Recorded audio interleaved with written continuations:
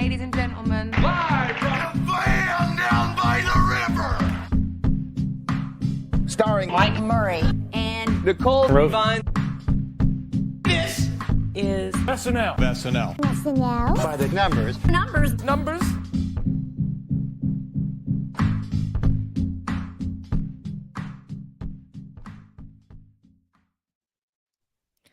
Hello, everyone. Welcome to SNL By The Numbers on a special night, coming to you live on a Thursday. And if you're watching along with us, don't adjust your monitor because Sammy Kay is here with us live as my co-host for Nicole. So I'd like to welcome Sammy making his By The Numbers debut. We just debuted our friendship 10 minutes ago because we just met. Yes. And we're doing this right now. How's it going, Sammy? I'm doing a lot better now that I can officially call Mike Murray a friend and not just a podcasting network acquaintance. So, this is a very big moment for me. I was just telling Mike before the show, I've been involved with the Saturday Night Network since it was called SNL Stats, 2 years ago. So it's nice to finally be on the SNL Stats By The Numbers show. So very excited to be here. Right. They're one and the same. We've changed names twice now, but the stats have remained. I sent John a meme a long time ago of when Simba looked up to Mufasa, and Mufasa says, like, never forget who you are. And it was the SNL Stats logo. That's what we bring to you on this show every week. We're usually on Wednesdays. We're on a Thursday now. And just for this week, we'll be back next week on our usual time, Wednesday, 8:30 Eastern. But for now, we're coming to you, just me and Sammy tackling this thing. Since it's your first time on the show, are you into stats at all? Like, what's your relationship with just, numerals? Yeah. So, I, different from statistics, but I did major in accounting. So me and numbers, go a long way. I'm not I haven't pursued an actual career in accounting. So maybe me and numbers have had some beef over the years post college, but no, Sammy Kay, CPA, Sammy Kay. Yeah, didn't get that, but didn't get the CPA, but got the accounting degree. I do enjoy numbers. I do like stats, especially when it comes to like pop culture and entertainment. I'm a pretty big like movie trivia junkie. Like I've always been like an SNL fan. But I didn't really start looking at SNL from like a statistical point of view until, a couple years ago, I found a Twitter account called SNL Stats and started following it. And then, that's turned into this opportunity here. But I'm a big box office junkie, like a box office kind of record. And, there's a game like similar to Wordle that I play a lot called the box office game. I don't know if people are familiar with that, but it's like, they give you every day, they'll pick a random weekend and it'll give you like the top 5 movies at the box office. And all is like the studio and how much money it made. And you have to guess it with like as little amount of hints as possible. And every time you pick a hint, you like the point value goes down. And like, I love that stuff. Like it's a lot of fun to me. So, and similarly, I dig SNL Stats as well. So I'm excited to like dig into all the numbers. I did tease to you a bit of box office trivia beforehand that I feel like, this is a good time to bring it out. So hit me. What do you got? All right. I don't know how well versed you are with box office stuff, but not at all. All right, great. So this is going to go so well. So I'm like pretty sure this is still accurate. Obviously movies come out all the time.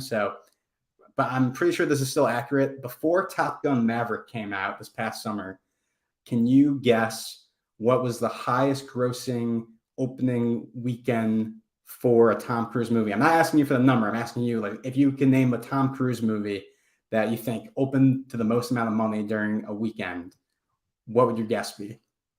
A lot of good picks. Maybe my favorite movie of all time is A Few Good Men. So shout out to that movie. I'm going to go with Cameron Crowe, Jerry Maguire. What do we think? So I don't know where that ranks. I know that's not correct. I'm assuming it's an action movie, but I had to throw the so out there. I'll throw you one more hint before I give you the answer. It is a movie that he did not star in, and it actually he makes an appearance in the movie, and it stars a former SNL Tropic Thunder.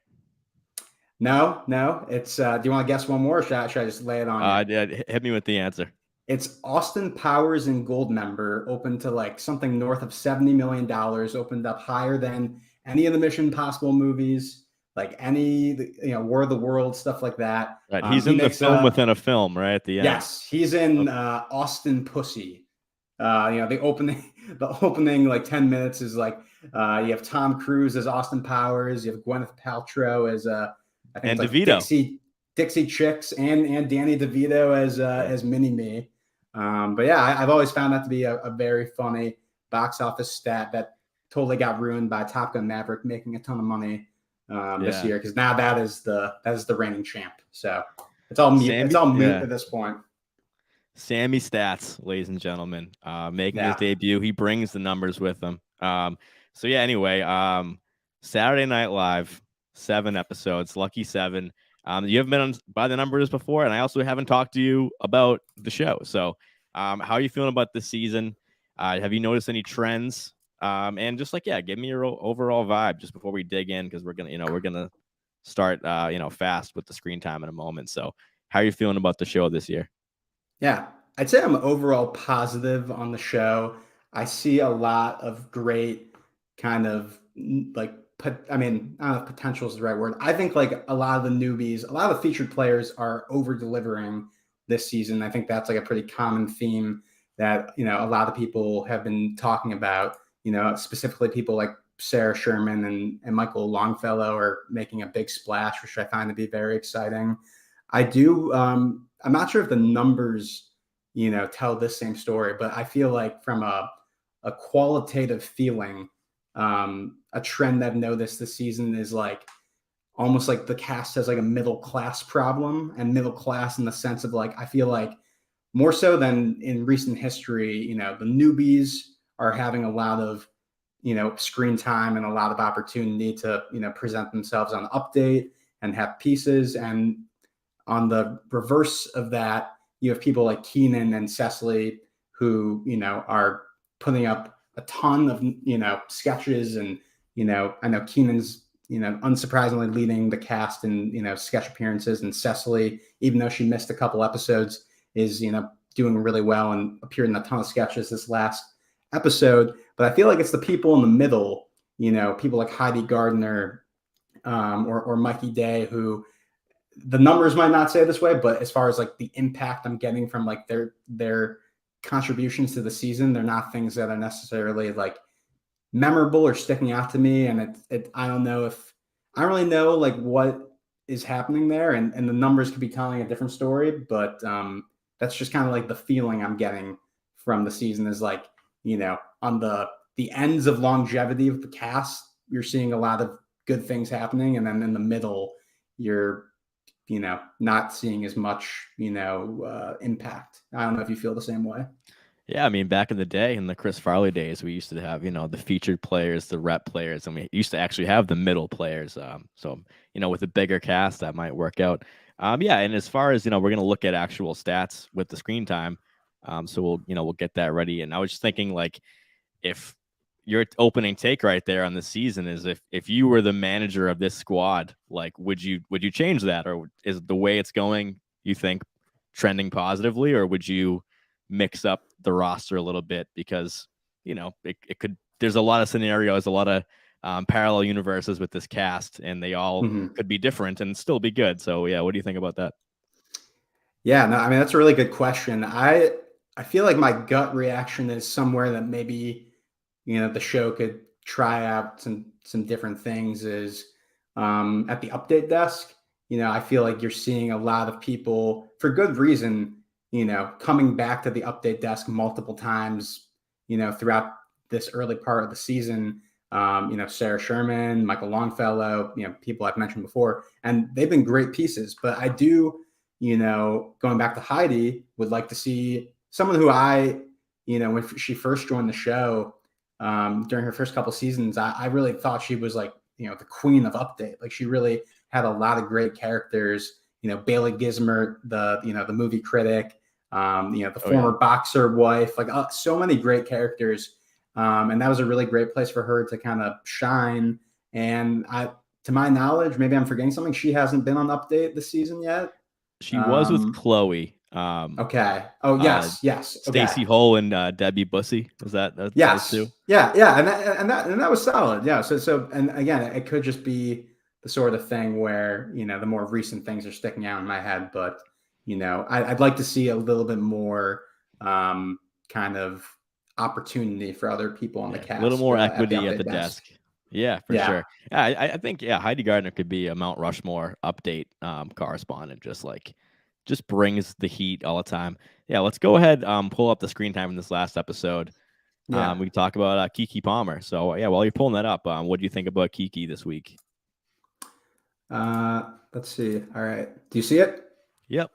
You got it. Keke, I really, really enjoyed her presence on the show. I mean, she, her career is so interesting to me because obviously she was like a child star and she's been around for so long. And suddenly, when she was announced as a host, I was surprised and was looking forward to it, but I was kind of surprised because sure, she was in Nope this past year, but that, came out, already in the summer and it's December. And, I feel like there's been a lot of like kind of interesting things with like host choices this year that aren't like unconventional from like a booking standpoint but like more so like a timing standpoint, like, having someone like Keke on the show, months after her movie comes out, and same thing with Austin Butler coming up. But no, she really killed it. She's somebody who I'd love to see, come back and host again. I've been watching a lot of, classic, not ready for prime time players, SNL, like season 2 episodes, season 3 episodes recently, specifically because Steve Martin and Marty Short are hosting this weekend. So I've been watching some old Steve Martin episodes, and, obviously back in the day, people would come host, multiple times in the season. And, Keke Palmer is the first host in a long time where I'm like, I would not mind if they decided in the spring, like, to just bring her back. Like, I thought she was like really, really great, gelled well, brought a lot of good energy. And bring the baby, come back in the baby. Yeah, the baby, the baby, not the baby, but her baby can host. The baby did MG with J-Lo back in the day, and he brought the Jabberwockies. And the Jabberwockies were actually mentioned on the show last week. So bring them all, bring the baby, instead of the baby, and bring the Jabberwockies. Little baby, I support it all.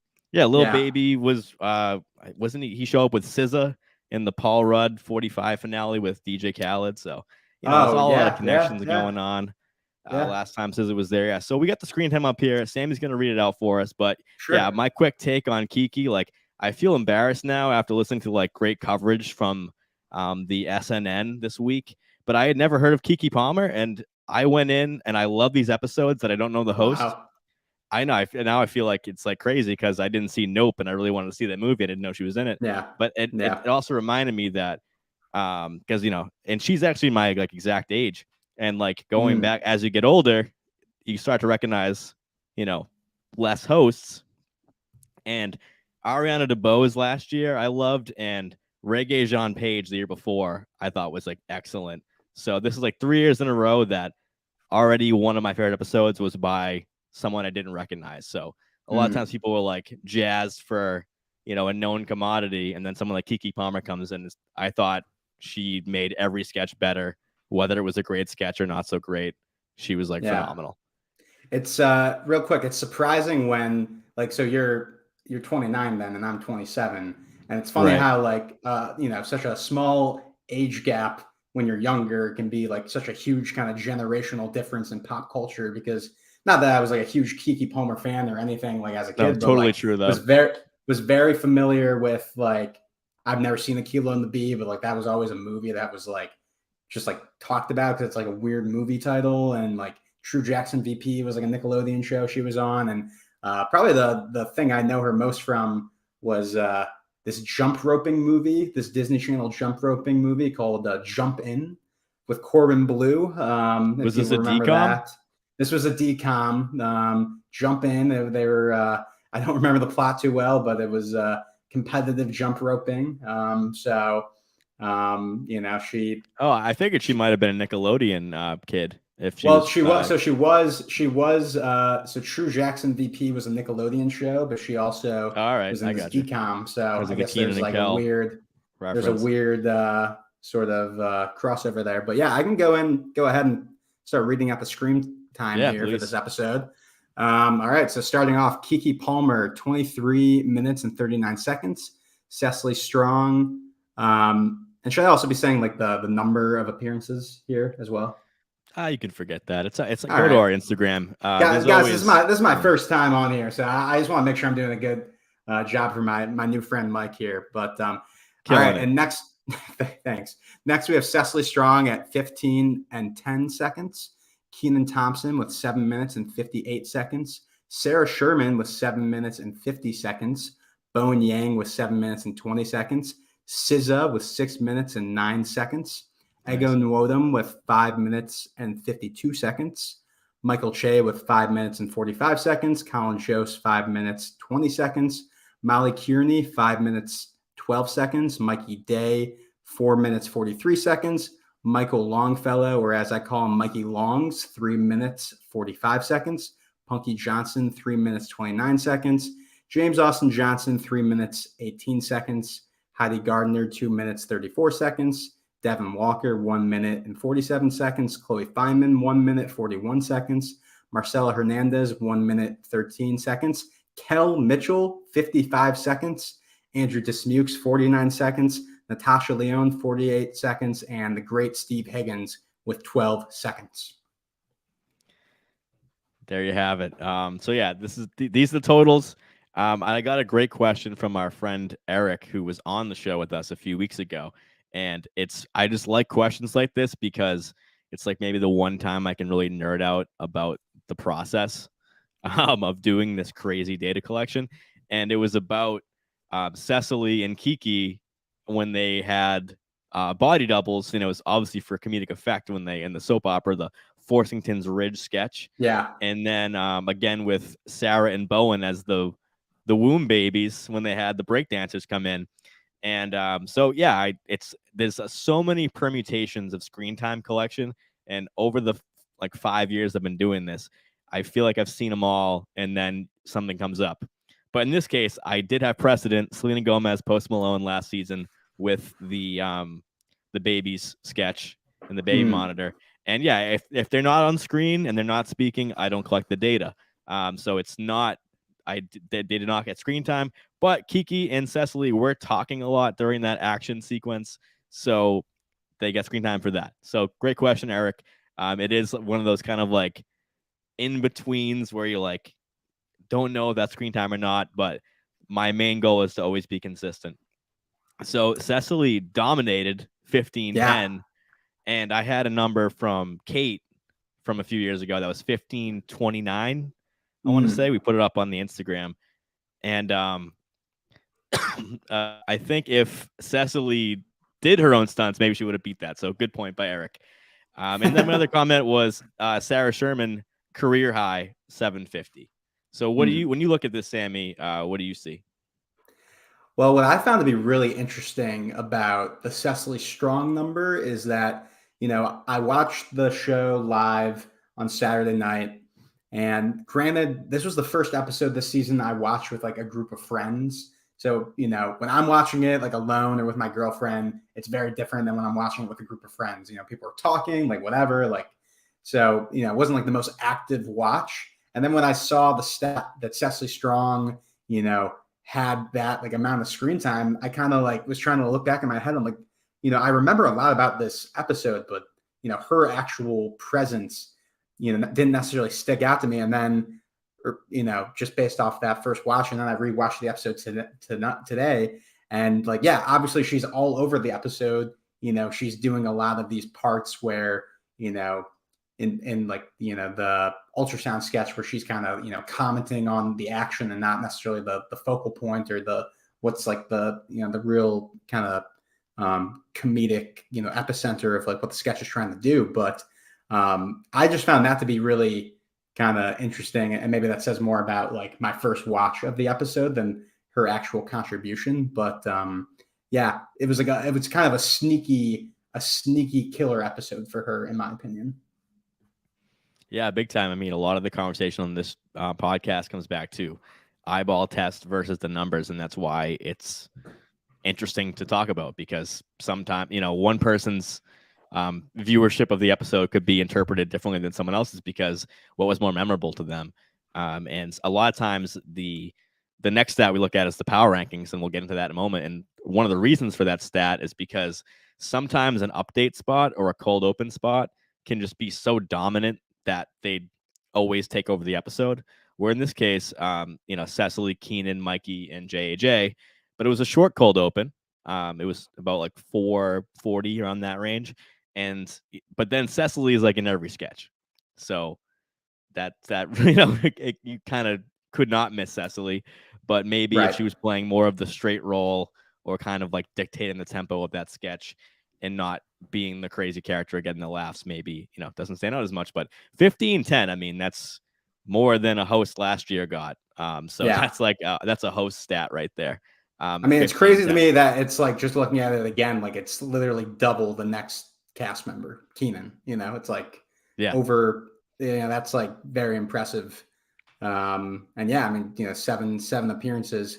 I think I was listening to the patron feedback show episode yesterday, and Casey brought up the point of maybe Cecily has been having all these appearances to kind of make up to the show about with her like missing the first couple episodes of the season, or it's just Cecily's like one of the best cast members of all time, and when you have her in the building, you use her, and you're going to make a sketch funnier. Now, granted, would it be nice to see some other people kind of similar to what I was saying, like get that opportunity? That yes, like it would be, but Cecily's one of the greats. So yeah, and I was looking at I keep the season 48. I've been calling it this season like the back of the baseball card, just as we go on. And Cecily has the second highest screen time per appearance, behind Dismukes, actually, not including the update guys, because they've 7 for 7 have not appeared anywhere else on the show other than update. But yeah, Dismukes is a minute 49 per appearance, and Cecily is a minute 43. So just shows that when they're on screen for a while. So yeah, other than that, we had a couple cameos, Natasha, Lyonne, and Dismukes, and that was all we saw of them. As far as Dismukes not being a cameo, but it was the same sketch as Natasha. And then Kel Mitchell in the pre-tape. And then what was Kel at the Good Nights? Do you remember, Sammy? Kel was at the Good Nights, and what was interesting is that, or at least I saw the chatter online, is that I think Keke forgot to like thank him in the Good Nights, which that could just be a matter of my thought process of it was, he's in a pre-tape, and like maybe when you're not always in the building. When you're in the pre-tape, a lot of the times you're not in the building if it's a cameo, for a pre-tape. So I don't know if that's like a cue card mishap, and he wasn't included in that. But no, he was at the Good Nights, and it was cool to see him up there with Kenan, at Studio 8H. Yeah, no, awesome. I think that's cool when you're not on the show live, and then you're at least viewing the show and at the Good Nights and getting your due, even if the host doesn't name you. Anyway, other than that, yeah, I think we should move on to the power rankings. And yeah, good point by Ken, Ryan Philippi, who was in the Will Forte episode, only in pre-tapes with MacGruber's. And yeah, I don't think he was in the Good Nights either, but yeah, not like Kel. But yeah, we're gonna move on to the power rankings. But yeah, it was a big cast episode. Other than while Sammy grabs that one, I was looking at the full cast usage, and this was the second most cast episode, other than like Miles Teller. So everybody was really in the show a lot. So if you're like our friend Andrew Haynes, SNL has a cast, you want to see some cast, this is a good cast episode. And I've been saying this.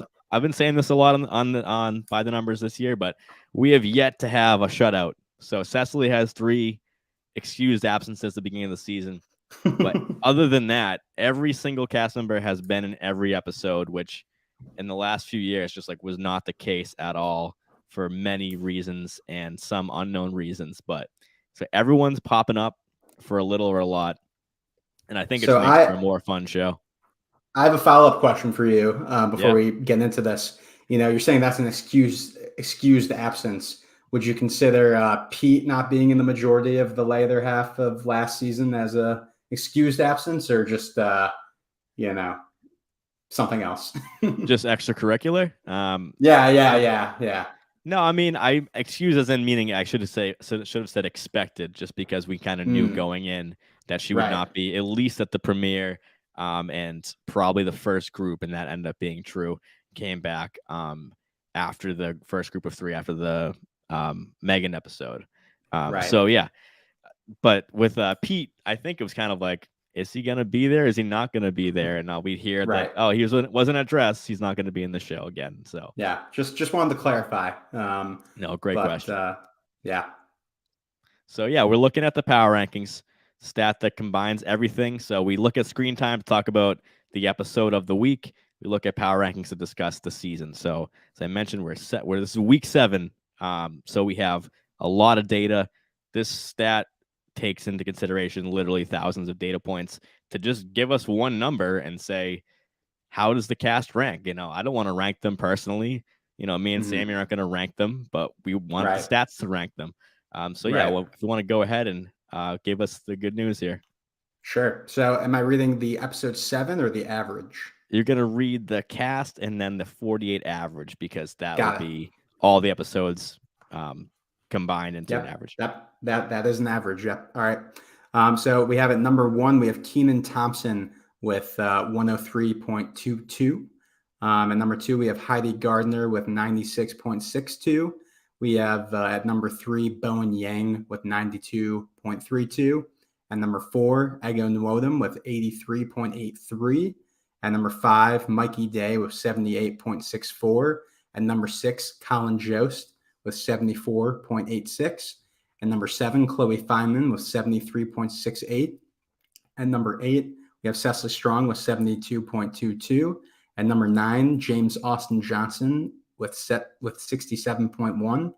At number 10, Andrew Dismukes with 58.23. At number 11, Sarah Sherman with 57.68. At number 12, Michael Che with 51.65. At number 13, Michael Longfellow with 50.82. At number 14, Punky Johnson with 43.02.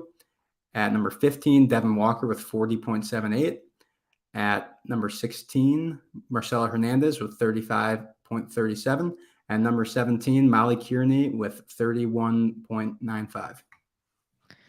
Thanks, Sammy. If you're looking at the screen with us and can see this, I try to, make it pop. It's not, as pretty as the data visualizations maybe on social media, but, I like the color scheme here. We got some greens for good episodes and maybe reds for not so good episodes. And I put, so we have the ranking, the list, and then if they moved up or down, because this is, a power ranking like a lot of sports. It's just some teams are rising and falling. And so that's showing you how it moved since we last spoke after the Chappelle episode. This is how it's moved. The average, and then the score for every episode. So if you want to look back and say what were, Heidi or Dismuke's best episodes, you can just see it right here. And then at the end, I added this one for the first time this week, which was, did their average go up or down? Because at the end of the day, that might be the most important thing, because we're talking about the Keke Palmer episode. Because I remember I did this today, and I was like, oh, well, Michael Longfellow dropped 2 spots, and he had a great episode. He was on Update. And it's only because other people's average went up so much that they ended up passing him in the rankings, but his score did go up. So there's a far right column, and I just highlighted red if their average decreased at all from this episode, and green if it went up. So obviously Cecily's went up huge. Kenan's, Bowen's, and Sarah's went up, and Che and Molly. But other than that, a lot of them either stayed the same or went down. So Michael Longfellow did have a better than normal episode, but did fall a little bit. So yeah, Sammy, what do you think about the rankings of this season and just, this stat in general of how to assess the cast? Right. I mean, this is very cool, like to see it. 'Cause I'm an audio listener mainly with the SNL or with the Saturday Night Network. So I've never actually seen this visually. This is a very cool sort of thing you put together. I mean, yeah, I mean, kind of going back to my initial point, which maybe I'm totally wrong because maybe the numbers don't lie, but seems like Heidi is having a pretty good season. But then you kind of look at since episode 3, looks like her number went down to 106 and then kind of stayed around that range and then had a massive fall off this episode. So maybe it's like a recency bias thing for me with her, and she's still number 2 overall. So I find that to be, I guess, a little surprising based on what I said before. Yeah, let's talk about Heidi for a quick moment. Just because that's kind of been my storyline, just because I think it's interesting and cool, and I'm a Heidi fan as well, is that she has been killing it, like I said, putting up Kate numbers. So it's like, I think I said last time, like, kind of like saying putting up LeBron numbers, like just being a force on the court. So Heidi Gardner, I think I know for the first time in her career was top of the cast and was like, I think like 0.2 points behind Kenan the week before. And then after the Chappelle episode, took the top spot from Kenan, which Kenan basically is always on top. It was kind of Kenan, Beck, or Kate were like always around number 1. And then it was Heidi Gardner, who I think was somebody who was considered to be liked by the fans, talented, versatile, but was kind of waiting in the wings for maybe the 80s and Kates and Cecily's, and then was showing up. So yeah, when Sammy said that, I was like, well, I think he's about to find out that she did just have, quote unquote, statistically the lowest episode of her season, because she put up over 100 in every other episode other than the Gleason one. So has been killing it this season. And so it's kind of been Bowen and Heidi and Kenan have been consistently the best, and that's why they're top 3 here. Right. Yeah, no, it's interesting. I mean, and then you do talk about, though, as someone waiting in the wings, right? And maybe for me, again, the numbers don't necessarily say this, but they kind of do. Is that maybe Cecily coming back, these last couple episodes, besides the Chappelle episode, Cecily's been putting up pretty strong numbers, and for example, like the ultrasound test, sketch, that is an opportunity that went to Cecily that could have maybe gone to Heidi. So, those kind of roles since her return, similar to when Kate, was busy filming something, I think last season for, a good chunk of the season. I feel like once she came back, that affected, some opportunities for Heidi as well. So maybe that's kind of why I'm thinking about that. Yeah. No, I think SNL likes to, one, have a versatile cast. I mean, why wouldn't you? But also kind of just have, like understudies or people who can swing into sketches. So that definitely there's some crossover. And I think that about JAJ too, with we're kind of looking for who's going to be the next Beck. And they're like, oh, maybe it's Moffat. And then like playing those, we always call them like dad roles. And now like JAJ can do that kind of thing. And Mikey Day does that all the time. So I think for sure, Sammy, like Heidi and Cecily could fill similar roles and both deliver like high, A+ performances at those roles that are just like, you need to read a lot of lines and you need to have good timing, keep the sketch going, support the host, that type of thing. So yeah, I think that's totally true. And then, yeah, the other thing is Chloe had a down episode. So she was somebody who was like really came out strong after a not so great season last year, had a little flash at the end with her, was an inventing Chloe with her impressions. I love that sketch. And then, that was in the Cumberbatch episode, right? Oh, that one, the inventing Chloe was in the Oscar Isaac.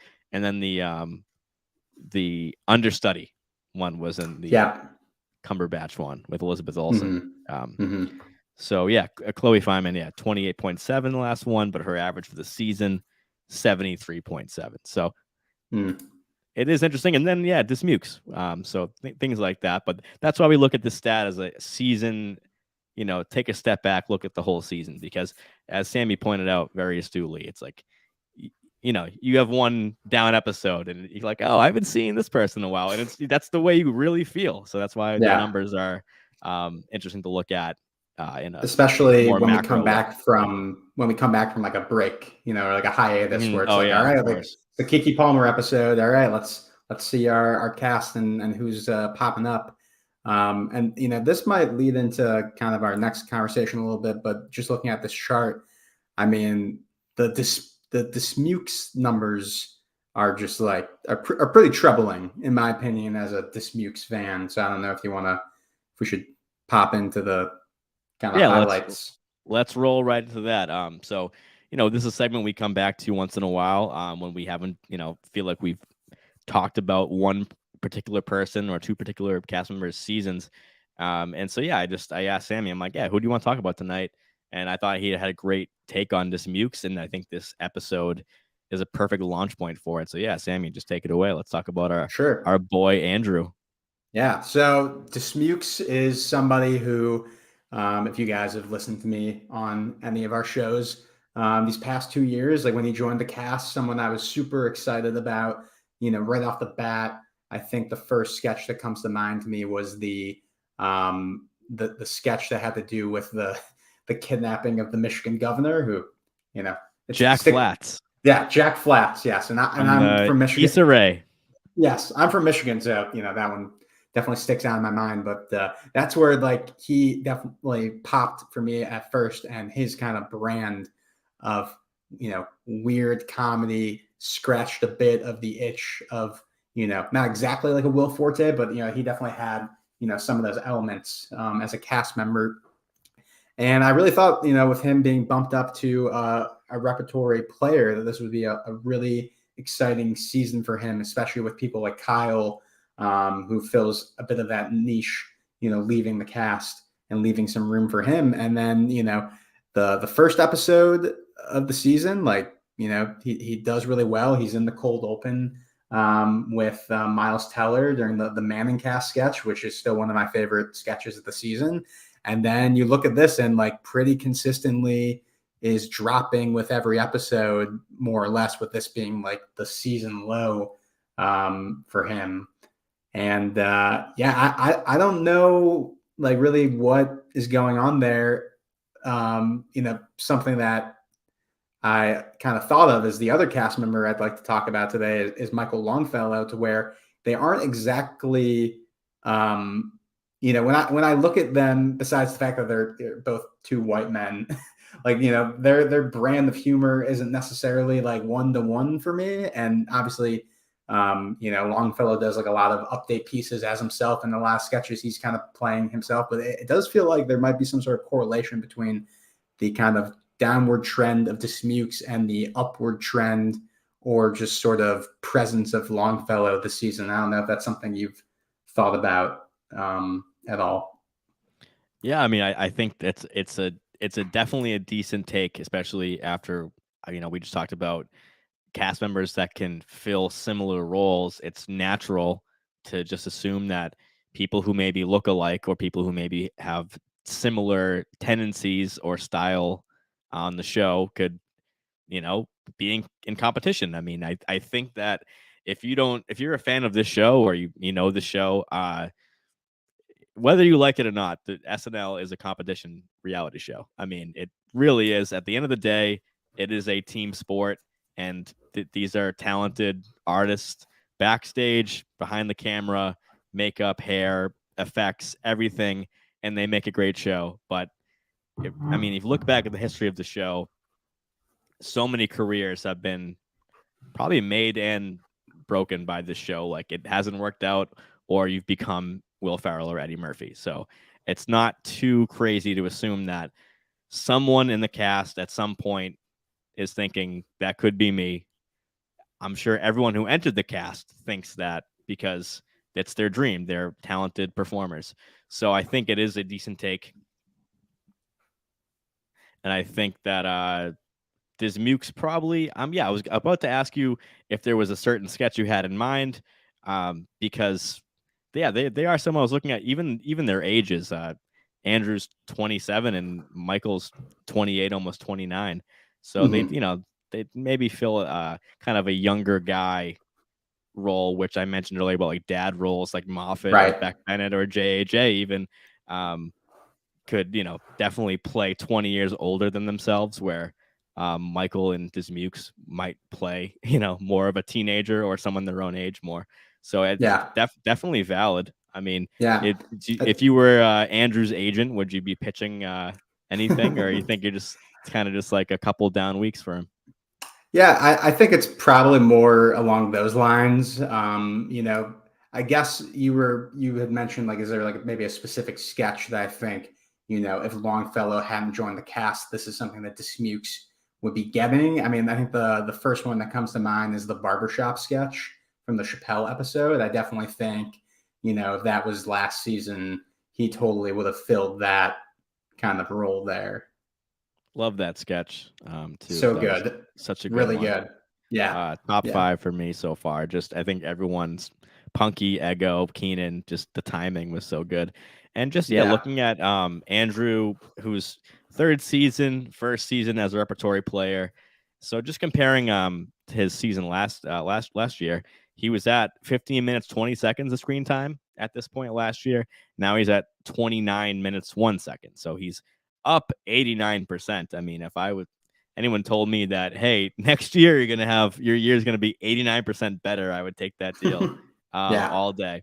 So he's definitely in the top, quick mental math, like 6 most improved players this year. So definitely not worried about Andrew whatsoever. But it's interesting just to see, as Sammy pointed out, that his first 2 episodes were his best and his last 2 episodes were his worst, statistically speaking. I mean, he was quick Spider-Man appearance. That was it. Whereas great Spider-Man appearance, though, even though it amounted to, his 49 seconds of screen time this episode. Yeah, I mean, there was someone else in the cast last year who played Spider-Man in a cold open, and they didn't even get to take their mask off. So at least Andrew had his mask off for that line delivery. Definitely. So Dismukes, Longfellow, both I'm fans of both, and I think they're exceeding expectations, to be honest. So no worries there, but I like the parallel too. And I'll just skate right into my pick, which I think is some parallels too, especially actually almost identically with their position in the cast. Eric in the chat said not a good omen given the last Spider-Man. So if God forbid anything happens, Andrew's not back next season, we might have a Spider-Man curse brewing. But I don't want to speak too soon. Right. So yeah, my 2 picks are gonna be Molly and Sarah. And so I think Sarah might be the most talked about cast member on our network, for good reason, and Molly, being new, might be the least. And I was thinking about the 2 of them, and Molly came into this cast and is friends with Sarah, opened for her on tour before she was cast, and I just thought that seeing Molly have a good episode last week, and I was thinking about Molly before this break, and I'm like, they have a really I think kind of an enviable position in the cast, actually, for being statistically last, which is because they've kind of established their brand of humor without the aid of an update piece. And I think we kind of know what they bring already, but just haven't maybe given a great opportunity. And it was because of the election night pre-tape with Please Don't Destroy, and then the new cast advice in the Gleason episode.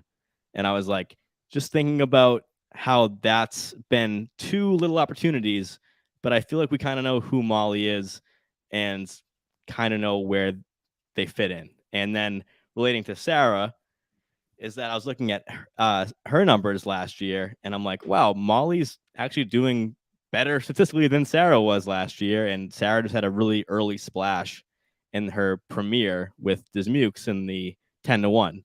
So just kind of again, like Sammy had the Dismukes being in his 3rd year and Longfellow being in his first. I'm like, Molly being in their first year, Sarah being in her second. So just kind of the same feeling, but I'm actually excited about where Molly will go. And they were in the Hello Kitty sketch and the choir sketch. So one thing I was looking for was to see them in live sketches more, because they were only really in like the deer sketch from the Megan Thee Stallion episode, which is a pretty polarizing one. One that I've defended on this this podcast. Yeah, were you a fan of the deer sketch? Yeah. John was really like trying to, break it down and be like, but like, what was the point? And I'm just like, I don't know. I don't know what the point was. I just thought it was just, I'm a sucker for, sometimes I'll have like a puppet or, some like weird sort of way that the production team brings a sketch to life, that the visual alone can be funny to me. But I agree with that. I love a good practical thing on stage live. Kind of jumping back to what you were saying, that is really interesting that, especially during the first couple episodes of the season, when, one after another, we had the featured players, Michael or Mikey Longs, Marcelo and Devin all get like their update piece, and everyone was kind of like, all right, when we come back, from the hiatus, would you want to see Molly get that shot? And, I had kind of had a thought on the show of, do we like the idea of like them kind of all going in succession? Like, is it gonna make it to where you're comparing them kind of more as like a, who did it best sort of thing? And that's gonna happen, I guess, whether you do it in like the first 4 episodes consecutively, or, throughout the first couple episodes, or throughout their first season in general, you're going to compare who had the best kind of opening. But the fact that they're doing it in a different way, to where they had, the pre-tape opportunities, that I think both of those were really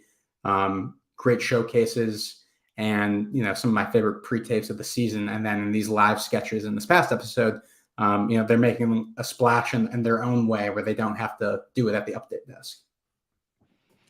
Yeah, exactly. That was kind of where I was coming from, is I think it's harder to edge out your brand in the show without literally sliding in and being like, hey, I'm Molly, this is what I'm about.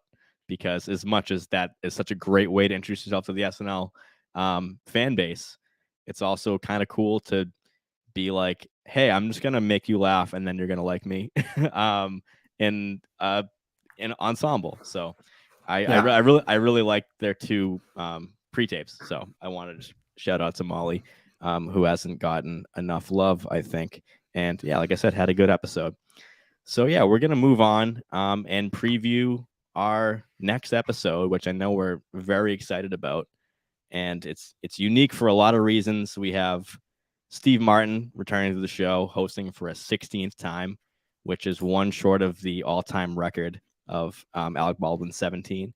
We have Martin Short hosting alongside him for his 4th time, former cast member, history with the show. So, I just, obviously there's so much to talk about. Next week on By the Numbers, we'll be talking about so much of it. Going to have Bill Kenny on, so it's going to be a good show. So I'll tease that right now. Breaking news. And I was thinking of, I always like to do a segment on By the Numbers that I've never done before. And, maybe eventually after 30 shows, I'll have to, repeat something. But in this case, with Sammy on, as I'm sure you all know, Sammy hosts Superfan Takeover. So he is a certified superfan and has great takes. I just, I love Sammy's takes, and I love his voice on the podcast. And I was thinking about cameos. We've never really done a cameo stat. I've talked about cast usage and, what kind of cast usage versus what kind of host, things like that. But I'm like, all right, let's just get to it. How many cameos have there been on SNL? Is it too much? Is it too little? Do we like where it is? Has it been changing? Has it been staying the same? So I did give Sammy a list, which is going to pull up, which just has all the cameos of the last 5 seasons. So we're not going to read them out. There's so many of them. But just so we had a reference, and if you did want to, pause the video and rewatch it and zoom in and go through them and be reminded of them, then great. But But my quick stats on cameos before we wrap up our final discussion today was that over the last 5 seasons, so including this one we're in, 87 episodes, there's only been 15 episodes that featured 0 cameos. And for the sake of this discussion, I've defined a cameo as a famous individual appearing on SNL, not in a musical performance, but on any other segment of the show that isn't the musical guest or the host. So that could be a former cast member, that could be a random celebrity coming in. If they have a famous family member, that could be a cameo. But if it's not a famous person, or we already knew they were going to be there because they're the musical guest, that's not a cameo, in my opinion. And then if it's like Please Don't Destroy or Steve Higgins or somebody or Lauren or anyone who works on the show, it's not really a cameo because they're on their way to work for SNL. So 15 episodes, that's only so means in the last 5 years of the show, 17% of episodes have had no cameos. So basically saying that, most of the time, to be exact, 83% of the time there's cameos. So it's basically expected. And I was thinking, I was going to ask Sammy that this screams like a cameo filled episode. And I kind of wanted to maybe say the obvious things, but also kind of maybe dissect what to expect and what type of episodes we expect cameos in. So I want to open it up with Sammy by saying, do you like when SNL does heavy cameos, or you prefer it to be on the lighter side and just have a kind of like baseline sketch episode? Yeah, honestly, I'm into cameos. I enjoy cameos on SNL. I think it's just part of the DNA of the show, going back to the original 5 years. Obviously the amount of cameos heavily increased during the Trump era of the show. And if this data is going back, if that stat you gave us is going back 5 years, right? I mean, that's, prime Trump SNL. A lot of Alec Baldwins in there on this list. A lot of Alec Baldwins, a lot of Ben Stiller as Michael Cohen. Just like that definitely became like egregious to a certain point. But overall, my general sense is I enjoy cameos, and especially when we started, doing our roundtables here at the Saturday Night Network during that first season, which was the first COVID season back in fall of 2020. That was a topic of discussion a lot, was not having cameos, and there being kind of a bit of an empty feeling, compared to the regular non-COVID times of the show of you never know who's going to show up.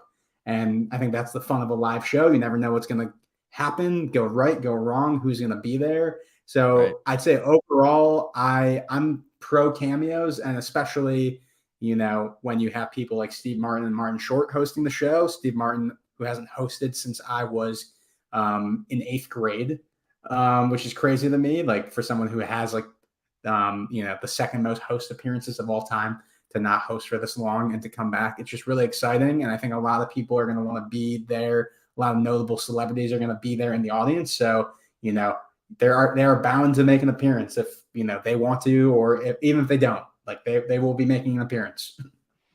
Right. You just inspired 2 great points. One of them is a stat that I wanted to debut right now, which is cameos per episode for the 5 seasons we're looking at. And, one of Sammy's points right there is going to align perfectly with this, because looking at season 44, 21 episodes, 50 cameos. That's 2.38 cameos per episode. Wow. Season 45, 18 episodes, 65 cameos. 3.61 cameos per episode.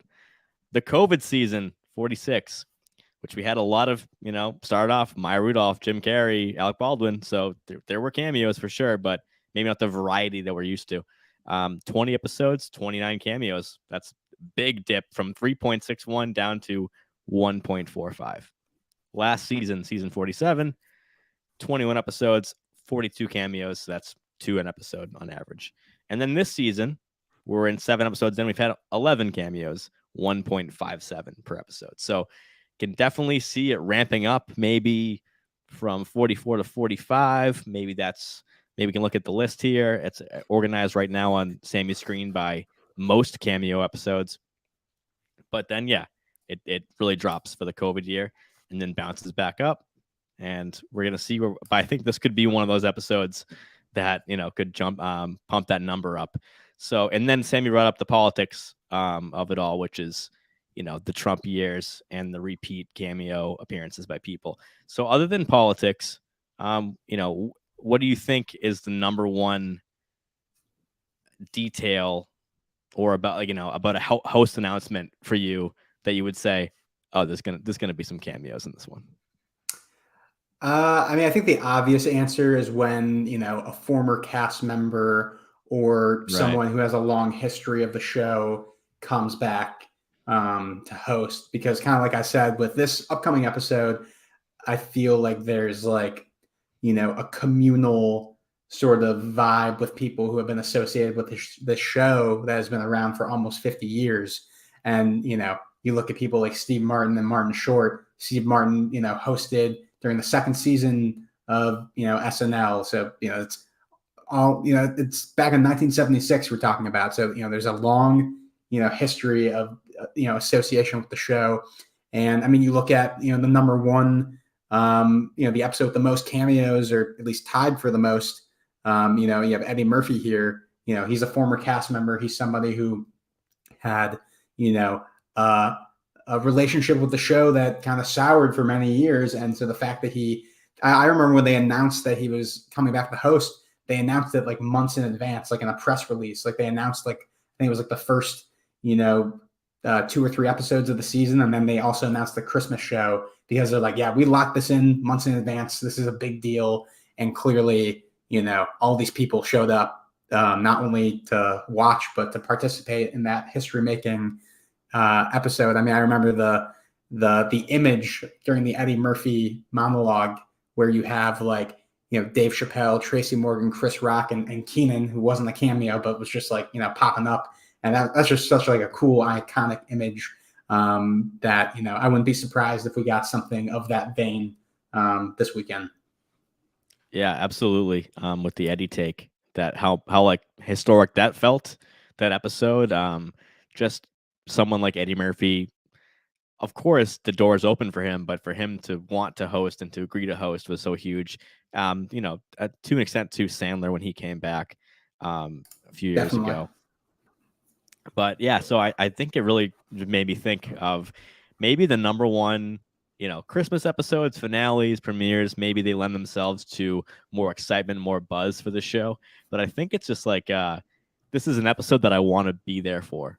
So I feel that way, like time exponentially for some of these episodes that for the Marty and Steve episode is that the fact that people are gonna just want to be in the building. So you can call up Fred Armisen at 8 p.m. and he'll pop by. But people might want to fly from LA to New York and be like, oh, I want to go to the Martin Short, Steve Martin episode. So I think that might be maybe the most obvious, but also the most important distinction is episodes people want to be at. And even, shout out to the Kim Kardashian episode. Like, yeah, maybe SNL fans didn't feel that way, but for her to be the host, she brought a lot of friends with her. People wanted to be there. And she also had 9 cameos in that show, including 2, famous relatives, and Will Ferrell, John Mulaney. So yeah, there's definitely some, like when John Mulaney got his 5-timer jacket, of course, you're going to get Tom Hanks, Candice Bergen, Elliot Gould, Steve Martin, Conan showed up, Paul Rudd. So even Al Roker was there in a pre-tape. Yeah. And I feel like with the Kim Kardashian episode, I think around that time, it was a season after, the season where it was heavily affected by COVID. It was the season after that, towards the beginning of the season, I think the second episode of the season. And so that was almost like an announcement of like, all right, SNL is kind of back to normal. We're going to, have people pop in, and you don't know who to expect. And I think that was kind of like what they were going for with that, in my opinion, having all those people show up. felt like a return to normalcy right there. So yeah, that's definitely is the buzz, just the atmosphere, people wanting to be there, is a big thing. If because Lauren is a great producer of the show who gets great ratings. So if someone says that someone's going to be in the building, I'm sure he would be like thrilled if they want to be in a sketch. That's someone if Tom Hanks is going to fly in, like, look at the Jack Harlow episode. No one would probably have guessed that Jack Harlow and Bobby Moynihan would be in there for Jack Harlow, but it just lined up. Halloween, David S. Pumpkins, everything worked out. So, let's wrap up, Sammy. Do you have any predictions for Steve Martin and Martin Short, who either a prediction or a wish list or one of each, and we'll call it a night. Wow. I should have. I could spend like the rest of the next couple of days like really just like thinking about it and imagining like kind of what we could see. I mean, I think the obvious answer is the Selena Gomez episode or cameo. The Selena Gomez cameo. I think if you wanted to like go to Vegas and put money on it, I think that's your safest bet. I am curious. Back in the day, they had like a Platinum Lounge, sketch that's like similar to the Five Timers Club, but people who hosted the show even more times. Like, we were just talking about, like, I was just talking about with, John and some of the other podcasters about like Christopher Walken is somebody who hasn't been on the show in a while and then has hosted, I think 8 or 9 times. So I don't know. Someone that, has a lot of history with the show, but I think Selena Gomez is certainly the safest bet. The craziest thing to happen would be Chevy Chase showing up and doing like a Three Amigos thing. I think that would be pretty wild. I mean, he was at SNL 40. I don't think it's that crazy. Just because Chevy's doing press right now. He's getting older. He's traveling now, I think, like with his wife and daughter. So I don't think his health is that great, unfortunately. Mm-hmm. But he just, I've heard him on a couple podcasts, I think in October. So Chevy is definitely putting himself out there anyway.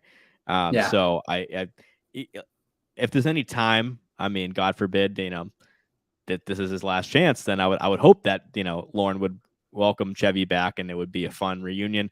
I don't know how relevant a Three Amigos monologue or something like that would be in 2022, but just someone like that. I mean, I'm dying for Jane Curtin and Garrett Morris to show up on the show, before it's too late. So SNL 50 coming up, and we're all excited about that. But a situation like this with Steve Martin, I mean, the guy has worked with so many legends of the show in the cast, and I mean, everyone who works in comedy, I think, respects the hell out of Steve Martin. Just him, and then you bring Martin Short in the mix, who's got to be one of the most likable guys you could work with, and also was a former cast member as well.